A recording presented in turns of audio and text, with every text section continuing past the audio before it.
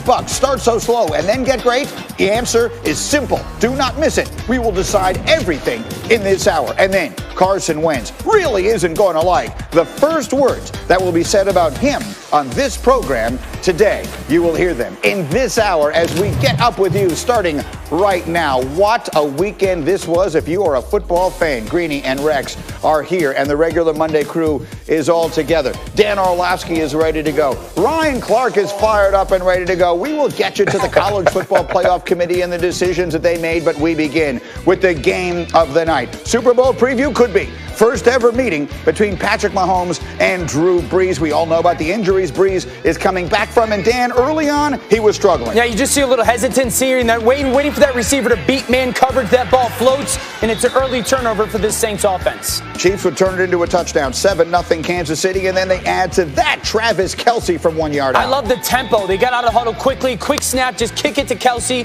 Blockers out in front, early 14-0 lead. That's his 600th career reception. It's 14-7 in the final 20 seconds of the half. And then, Dan, what is Demarcus Robinson doing back here? Being careless with the football. I mean, that's the last thing you could do here is to fumble this ball away. It gets punched out, and all of a sudden, Anzalone's got an easy touchdown. You got into the cradle position. Fall on your side as you go chase that football and kind of pull it into your belly. This should be a touchdown for this Saints special teams. Instead, it's a safety, so it's 14-9 instead of potentially 14-all at the half. Third quarter, same score. Brees starting to cook. Yeah, just his great protection and then patience by Brees. You see the Brees and then the drift and then the touch throw to Latavius Murray as he leaks out, finds that front pylon. Saints finally score a touchdown. They take the lead. They go for the two. They don't get it. So it's 15-14. And then Patrick Mahomes, how do we describe this? I can't. Like, there's no words for me to use. The drift, the patience, the throw, the touch, and then the ability for Hardman to just track that thing in the back pylon and drag both feet. It's absolute greatness. 21-15 Kansas City, and then here we go. How about some more creative offense? It's the option play. Yeah, just great feel. You put that defensive end in a bind, and then the ability to have that late pitch by Patrick Mahomes is just awesome. 29-15 ball game, right? Wrong. Here comes Alvin Kamara. This is a great little jet sweep. They catch it, give it to him. He gets out in space with Lee Brockers out in front. You need more touches for 41. So it's 29-22. Then here's a terrible moment for Kansas City. Clyde Edwards-Helaire goes down and stays down. Adam Schefter is reporting this morning they expect him to miss the rest of the regular season. Chiefs would kick a field goal. It's a 10-point game. Then it's Brees not giving up. It's a great throw. He's got the seam route versus man coverage, holds that single high safety, just enough touch on that throw to get in the end zone. But they would choose not to onside kick. They kick it to Patrick Mahomes, and Mahomes, they are the one team that in the 4-minute Rex, they throw the ball. Yeah, they do, because they have the best player on the planet. And every single time they do it, here they actually ran. They throw it for one first down, they run it for another, and in the end, Mahomes and Brees each throw 3 touchdowns, and it is Kansas City that holds off the Saints on the road 32-29. Drew Brees finishing the day, completing 44% of his throws. That's the third lowest in any game in his career, his worst since 2006. He started the game 0 for 6 with an interception. Of course, we should make clear, again, in case you forget, that he was coming back from all of those injuries with the broken ribs and the lung. And so I guess I would ask you, Rex, now that we have seen the game play out, did they make the right decision starting Brees? 100% yes, they did. Absolutely. Look, he had to get this game in. He had to get hit. He's got to know now that, you know what, I'm okay. I mean, he's coming off of 11 fractured ribs, and he had to get these hits. I don't care how many, he had to get them. He got through it, and as the game went on, he got better and better, and he played with more confidence. Absolutely right decision. And so, look, if you're a team like the New Orleans Saints, there are no moral victories. But, Ryan Clark, if you were the Saints walking out of that stadium yesterday, do you feel mostly good or mostly bad? No, you walk out of that stadium confident. You walk out of that stadium feeling bad because you lost, but feeling good because you know if you play any mere mortal, you win that game.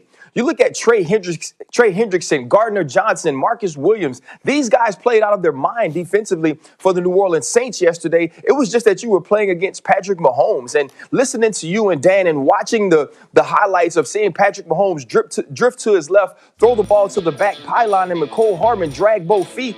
That doesn't happen every day. You don't play teams that have those types of athletes. And so when those things happen, you say, you know what? They got that one. But that one was on them. The Kansas City Chiefs beat the New Orleans Saints yesterday. The New Orleans Saints didn't beat themselves. And on a day when your quarterback, your future first ballot Hall of Famer, was extremely mortal, right? 0 for 6 to start. Interception very early. You can see that he wasn't necessarily in the flow. He finds ways to make plays later. You make plays on special teams. You force the fumble on Patrick Mahomes in the pocket to give yourself an opportunity to win this game.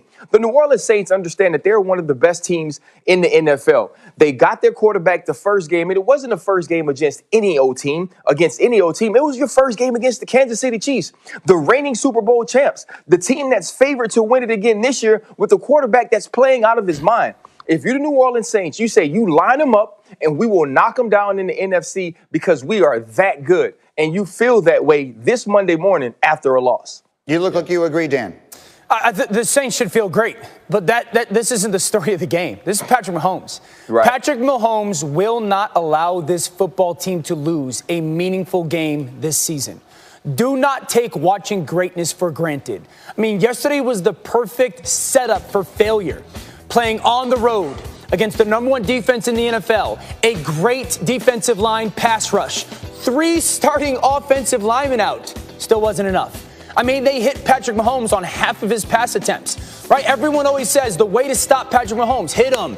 The way to stop any great quarterback, hit him. You got to get him out of the pocket. You got to force him to be uncomfortable. They did that, and it still wasn't enough. Because in the second half, when third down presents itself, he's the difference. And I don't know if there's another quarterback in the NFL that wins that game with 3 offensive linemen out. We can't take watching what Patrick Mahomes does for granted. It's greatness.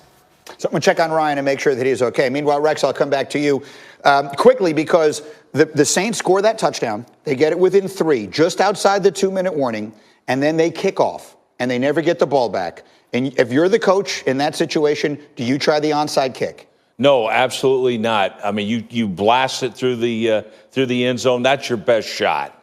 Now, I get where everybody's coming from. Yes, you got Patrick Mahomes over there, but this isn't like the onside kicks that we're used to. Like, nobody recovers them now. I think it's almost impossible. So, to me, they made the right decision. I'll tell you who never made the right decision. Yes. The Kansas City Chiefs. You've got to feel that kickoff, and that way it burns the 2-minute. Right. They let it go. It was like, so it actually ended up being this was a perfect scenario. But, man, if you're the Chiefs, but this happens. Andy Reid, all those things, nobody notices the mistakes he makes because you have Patrick Mahomes. But clearly, anybody else, if you would have lost the game, would be like, why the heck didn't he return that ball? Yeah, it was about 2:06 left, and he doesn't come out with it there.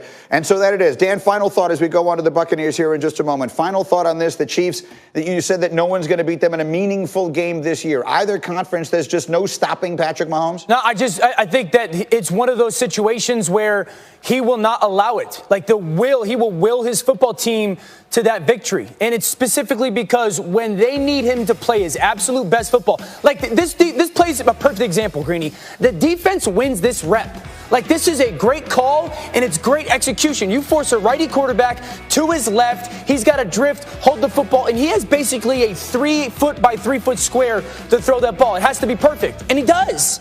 Like, how many quarterbacks are in the NFL? Maybe one with Aaron Rodgers that do that on a consistent basis.